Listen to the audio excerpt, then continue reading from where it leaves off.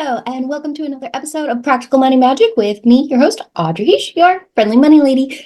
Today, I want to talk about, as an entrepreneur, it can get really complicated and convoluted with your money and mingling and trying to decide what's business, what's personal, and how to get that separated.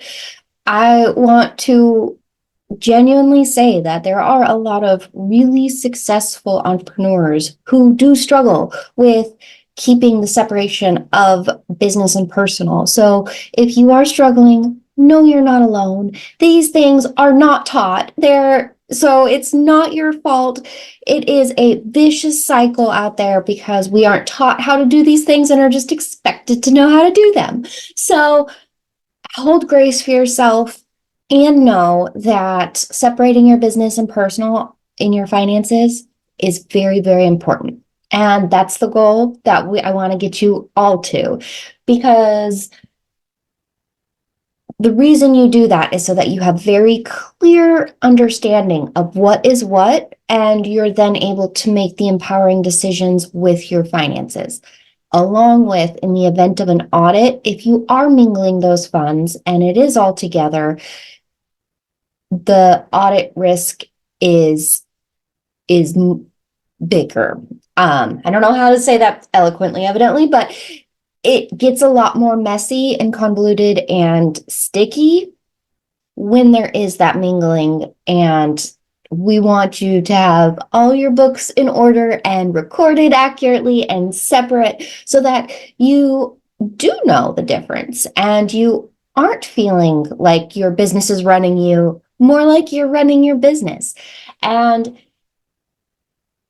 I think the reason what I've experienced, the reason entrepreneurs get in that cycle of not knowing what's business, what's personal, and just having one account or two accounts, but like mixing them up, is because it's just, how do I say this?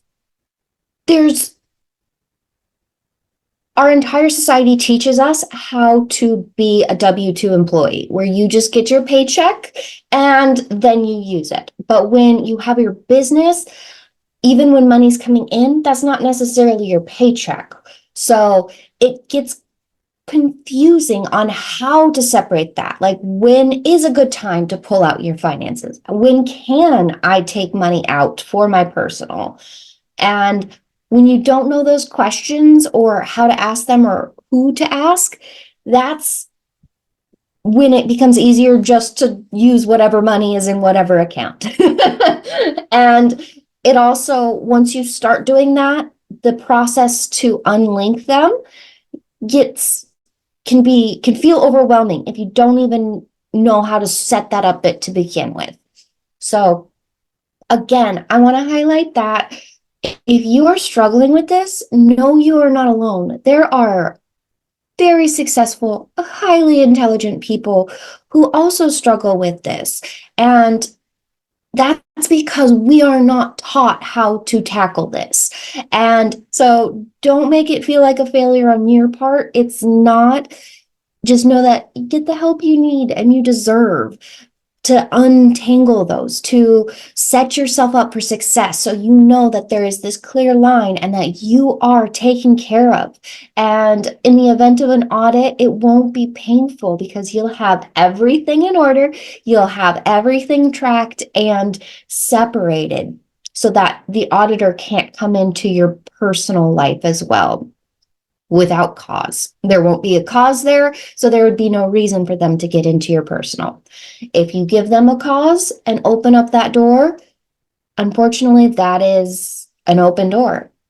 And so we want to make sure everything's clean, tidy, separated, and in its own spot. And it has its own revenue stream, both for your business and your personal. It's absolutely okay to take money out of your business. It is all your money. I absolutely want to advocate for you on that.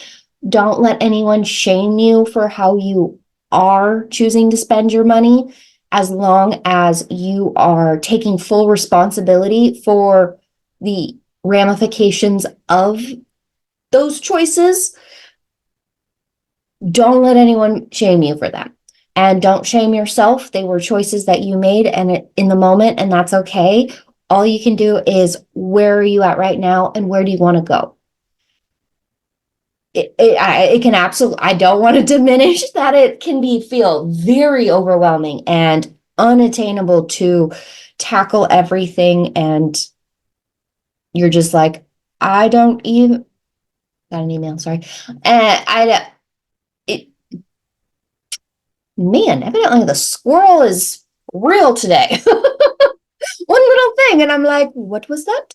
Um, what I'm, what I just really want to say is, empower yourself in any way possible, because you can't change what happened.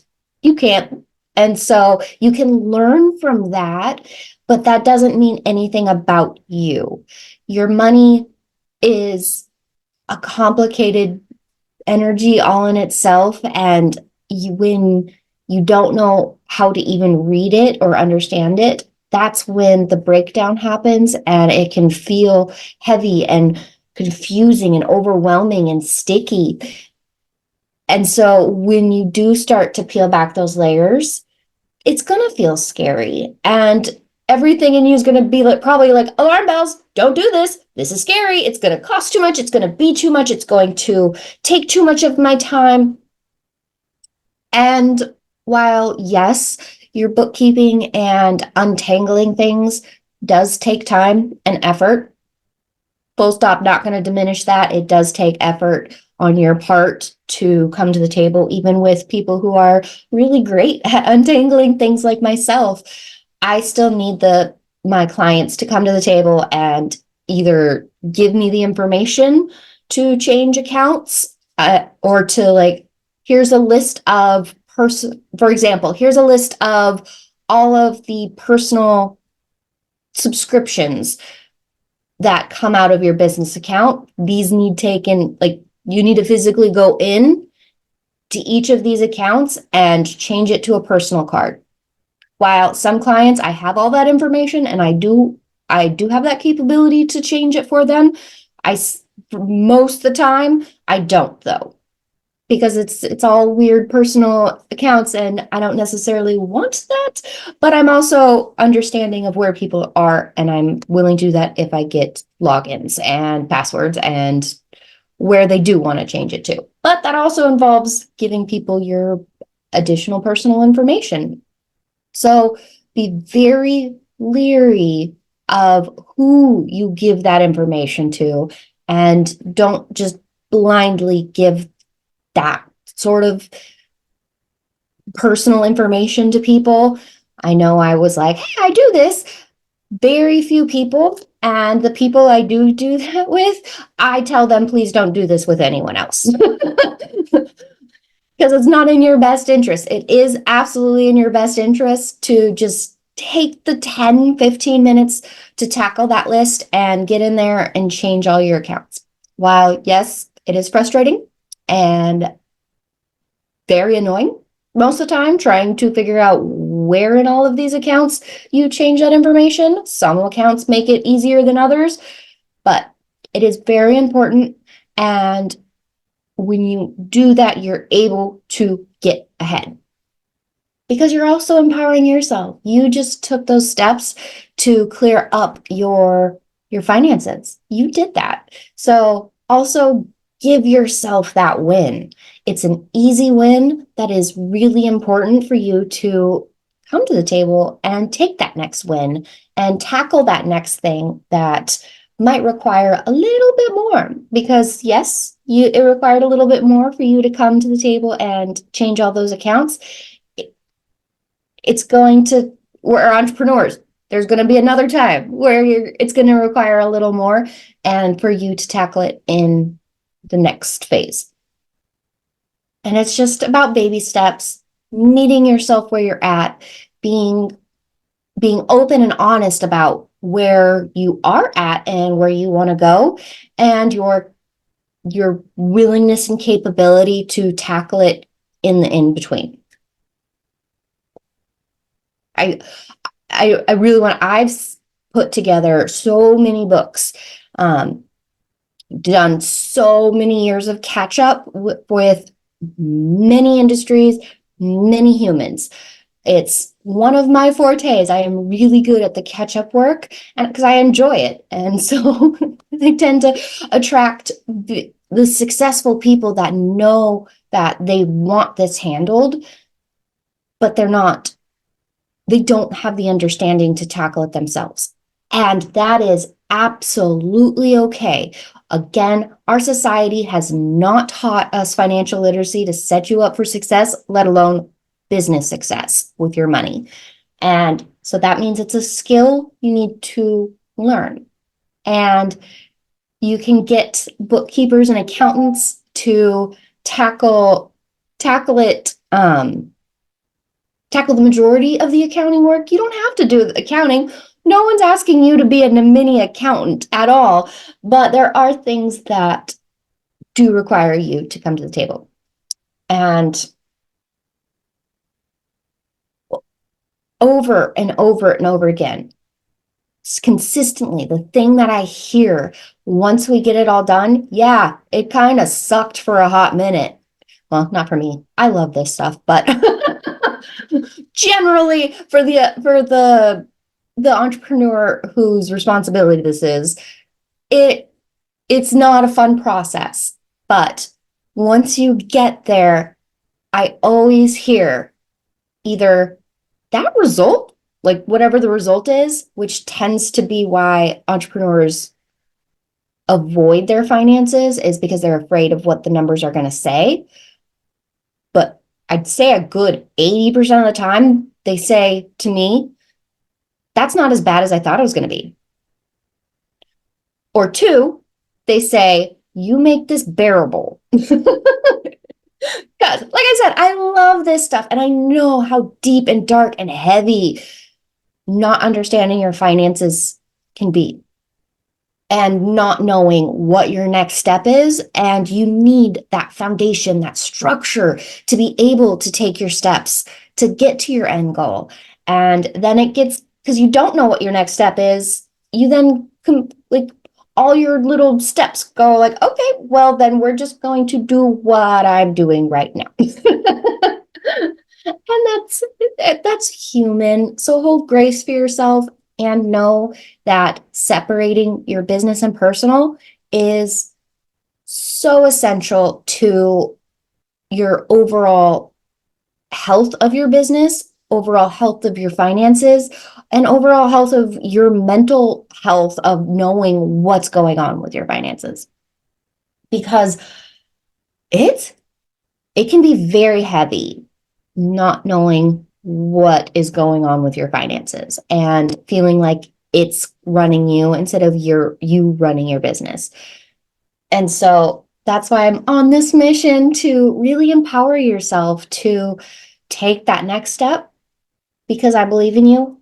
It can be a lot, but it tends to not be difficult steps. And that's also something that I think feeds into the fear, because if you don't know what your steps are, my husband came home. If you don't know what your next steps are, then I was on a good roll. But evidently, big squirrel day today. So, ooh, I was saying, really, man, y'all, today. So, if you don't, ah, take those steps. Done is better than perfect. There we go. That's what I'm trying to say. Done is better than perfect. You're not going to get it all right. There's going to be bloopers in the middle where you're just going to be like, what do I do? What just happened? I don't know. But what's important is you come back to the table and take that next step or ask questions. I could rewatch this to figure out the last thing I said to be able to play that back and say it correctly and edit it. I'm not going to do that. That's not really my style. I'm much more what you see is what you get, because I think transparency is so essential when it comes to your finances that I want to show you what transparency looks like in all the ways that I can. And that just means being me in my quirkiness and my squirrel, evidently. Because done is better than perfect. And there will be steps along the way that you aren't comfortable with or understanding, or it feels like a big wave of, I don't even know, just happened. Embrace that moment, make weird faces like I did, and then get on that horse and take that next step, because your business is worth it, your vision is worth it, and you're worth it. And I want you to feel the light, that weight coming off of you, of feeling like you're in control of your finances, because that is so empowering and beautiful to watch. And I love watching it. So, as always, comment below what questions you have. You can go to www.thegracefulpenny.com/quiz to figure out what your financial success strategy is. It's I created this amazing quiz. It shouldn't take more than 2 minutes. It guides you on how to work with yourself. Everyone is different and everyone needs something different. So the more that you lean into who you are and build your systems and structures and your finances around who you are, that's when you really gain the success and everything starts flowing better, easier, and the big insurmountable tasks are tackleable. Word salad there. But so I'm really excited by that. Take it, let me know what you got. I'm very curious to know, and I hope you have a wonderful rest of your week, and I will see you next week. Thanks, guys.